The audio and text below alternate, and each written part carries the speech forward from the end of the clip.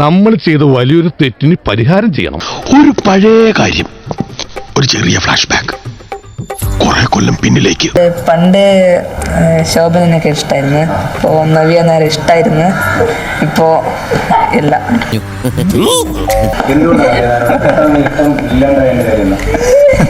വെള്ളിത്തിരിയുടെ കുറച്ച് പോസ്റ്റേഴ്സ് ഒക്കെ കണ്ടായിരുന്നു, പിന്നെ മതിയാക്കി. പടച്ചോനെ എനക്ക് ഇവിടെ കെട്ടിച്ചു തന്നെ. കേട്ടേക്കാം. അല്ല, ഐഡിയ ഒക്കെ കൊള്ളാം, പക്ഷെ ചെറിയൊരു ട്വിസ്റ്റ് ഉണ്ട്. ട്വിസ്റ്റാ എനിക്ക് തോന്നുന്നു. ഞാൻ ഏതോ ഇന്റർവ്യൂ ജീവിതം തുടങ്ങിയ കാലം മുഴുവൻ തുടങ്ങുന്നത് ആ ഒരു ഇതിലാണ്, ഇവരോടുള്ള ഇഷ്ടം പറഞ്ഞുകൊണ്ട്. അന്നു എന്തു ചെയ്ത ഭരതനാട്യം അവന്റെ മനസ്സിനെ പിടിച്ചു കുലുക്കി. അവൻ അറിയാതെ തന്നെ അവളെ ഇഷ്ടപ്പെട്ടു. അങ്ങനെ എനിക്ക് തോന്നുന്നു അതിനുശേഷം നമ്മെ കല്യാണം കഴിച്ചു. നമുക്ക് ഇപ്പോൾ കല്യാണം കഴിക്കാനുള്ള മകനായി എന്നിട്ടാണ് ഞങ്ങൾ അവസാനം ഒരുമിക്കുന്നത്.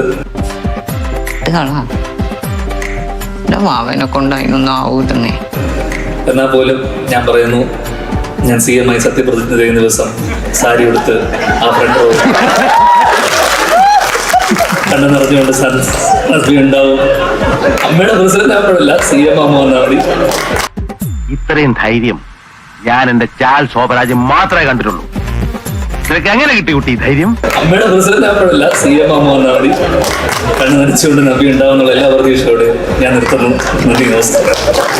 ഞാൻ CM ആകുന്ന ആ നല്ല ദിവസം ചാരിറ്റിയൊക്കെ ഒരുപാട് ചെയ്ത് CM ആകുന്ന ആ നല്ല നാളേക്ക് വേണ്ടി കാത്തിരുന്നുകൊണ്ട് നമുക്ക് തൽക്കാലം ഈ സിനിമയിൽ ഒന്നിച്ചഭിനയിച്ച് ചാരിറ്റി ചെയ്യുന്നതിനപ്പുറത്തേക്കുള്ള പൈസ ഗഫൂർക്കയ്ക്ക് വാങ്ങിക്കൊടുക്കാം എന്നുള്ള ശുഭാപ്തി വിശ്വാസത്തോടുകൂടി നിർത്തട്ടെ.